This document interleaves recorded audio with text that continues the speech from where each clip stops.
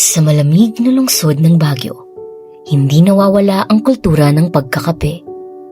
Sa bawat cafe, sa bawat tasang kapeng iniinom, may kwento ng mga magsasaka, roasters at negosyanteng patuloy na bumubuhay sa industriya ng kape sa Cordillera.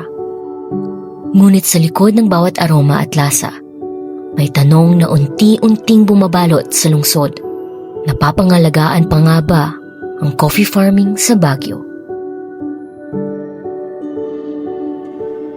Sa bawat sulok ng Baguio, tila naging bahagi ng araw-araw ang kape. Mula umaga hanggang gabi, cafes ang tambayan ng mga estudyante, manggagawa at turista. Ngunit habang patuloy na lumalago ang coffee culture sa lungsod, nananatiling tahimik ang kwento ng mga nagtatanim nito. Sa likod ng bawat tasa, may mga kamay na matagal nang naghihintay ng ani. Yung mag 3 years pa lang, ito ang first niya. Pinakauna niyang bunga ito. Kaso lang ngayon nag-black. Yun nga ang hindi ko din alam kung anong klaseng sakit yan. Halos 3 taon nang inaalagaan ni Michael Shiday ang kanyang mga puno ng kape. Ngunit hanggang ngayon, wala pa rin siyang maayos na ani. Meron siyang laman, kaso lang yun dry siya sa loob. Hindi naman ma-sprayan, inisprayan ko ito noon. Noong green pa ito siya. Noong green pa siya, na-sprayan na ito. Sinabay ko sa limon. Ayon sa City Veterinary and Agricultural Office, may 2 karaniwang suliranin sa bunga ng kape. So we have 2 common pests pag pinag-uusapan natin yung berry mismo ng ating coffee. So we have berry borer. Ito ay isang insect pest. And then meron tayong yung anthracnose disease ng coffee, which is naman fungal disease naman siya. So itong dalawa kasi na to is partner. If merong coffee borer disease, yung damage na naikokos nito is point of entry naman nung disease. Maaaring ito ang dahilan ng pagkasira ng bunga sa tanim ni Michael. Bukod sa sakit ng halaman, problema rin ang kakulangan sa suporta at abono. 2 beses lang yata naabunuan ito. Nung maliit siya, ganito siya noon na tinanim namin. Naabunuan siya 2 beses, ngayon wala na. Hanggang ngayon wala na. Nag-iba talaga ang nag-change climate. Oo. Kaya nga yung lahat ng, alam niyo yung ubog, yung naiinom na tubig na lumalabas, yung bukal, bukal, nawawala na din. Kasabay ng pagbabago ng klima, lumalala rin ang hirap ng pagsasaka sa kabundukan. Talagang kawawa ang farmer natin sa highland. Ayon sa CIVAO, may ilang paraan upang mabawasan ang pagkalat ng peste sa coffee farms. So sa management na niyan, kailangan natin ng unang-una, sanitation. Dapat laging malinis yung lugar.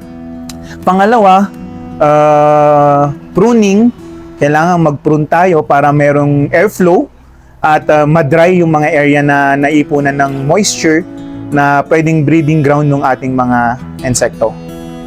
Para kay Michael, hindi sapat ang kita sa pagsasaka lamang. Kailangan mag-sideline ka din. Ako, driver kung minsan ng Cam 7. Sa jeep po, sir. Yung Ivory. At saka sa palengke, sa pwesto din ng Coop, tinutulungan ko din yung boss ko doon. Income din na kunti. Habang tumataas ang presyo ng abono at gasolina, pababa naman ng pababa ang kita ng mga magsasaka. Ang pinaka-solusyon, abono ibababa. Yun lang. Talagang abono. Kaya kung ang farmer, kung hindi tuloy-tuloy, talagang wala. Ngunit para sa mga coffee drinkers at cafe owners, malinaw ang potensyal ng Baguio pagdating sa kape. Yes, I love coffee. I drink a lot of coffee. about 2 to 3 cups a day. Ngunit aminado siyang mahal na rin ang presyo ng kape ngayon. Yes, mahal ng coffee ngayon. Yung coffee beans, yung pricing niya has gone up. But I do see the reason why. Para sa kanya, may kakayahan ang Baguio na magtanim ng dekalidad na Arabica coffee. Ngunit tila hindi ito napapansin. So, yung mga farms na nandito sa Baguio, it's scattered around. You can even see along Loacan Road, may mga plantation ng coffee dyan, but it's not being harvested. You also have coffee trees in John Hay. I don't know who processes that. And in between the border of Camp John Hay and Happy Hollow, marami ring coffee trees dyan. But who takes care of it? Who are the custodians? As long as ma-educate yung farmers and yung landowners to try coffee farming, marami talagang places to grow coffee, especially dun sa mga slopes na maganda yung gradient, maganda yung shade. Kasi coffee, di ba, it grows sa magagandang shaded areas. Ngunit para umunlad ito, kailangan ng edukasyon, suporta at konkretong plano para sa mga magsasaka. If the farmers don't know the price and the roaster mismo helps them identify the price or the actual price for the beans mismo na binebenta nila, and then they tell me that their price is a bit higher kasi they're helping the farmers, that to me is what you call affordable. Para sa mga cafe owner, nagsisimula ang kalidad ng kape sa mga magsasaka. Of course, before it gets to your cup, it starts muna with the farmer, then it gets delivered to the roaster. And of course, the roaster has to take care of those beans. Hindi man pwede na they're just gonna roast it tapos it's all just dark. That destroys the quality of the bean. Ngunit isa rin sa pinakamalaking problema sa lungsod, ang kakulangan ng lupang maaaring pagtaniman. But the issue kasi of land currently here kasi in Baguio specifically is everything is commercialized. So it's meant for businessmen. That's why majority of our areas here in Baguio, if you see our notice, it's all condos, hotels, diba? Commercial spaces. You don't even see an area where you can just go in or like a random ass farm, diba? There's not a single farm in Baguio alone. Habang dumarami ang cafes, tila paliit naman ng paliit ang espasyo para sa agrikultura.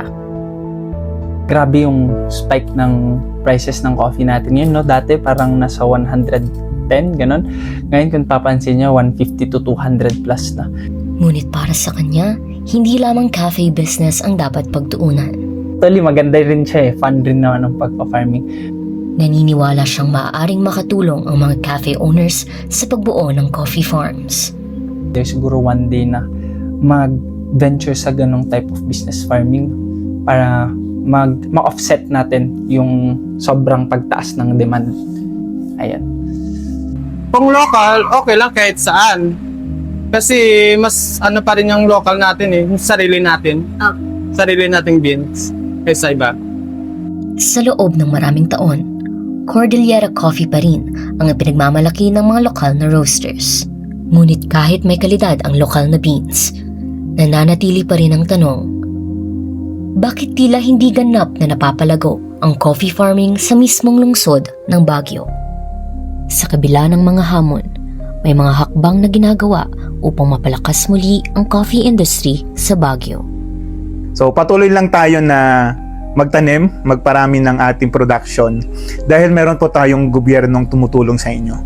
So ginagawa po ng LGU ng Baguio ito to help yung ating coffee farmer dito sa Baguio. At gusto nating palakasin yung industriya ng kape dito sa ating lugar.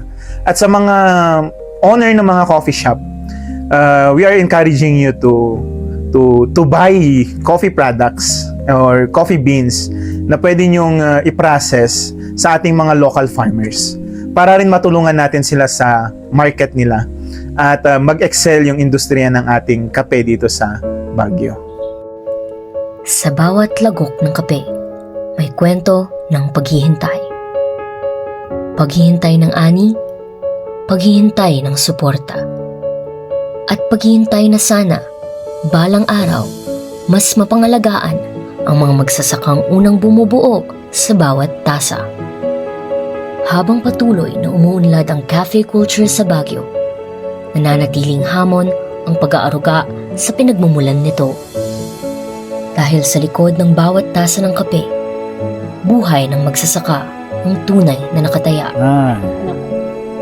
Ako pala si Michael Chiday, taga Cam 7, farmers ng coffee at saka mga gulay. Ako ay 47 years old na.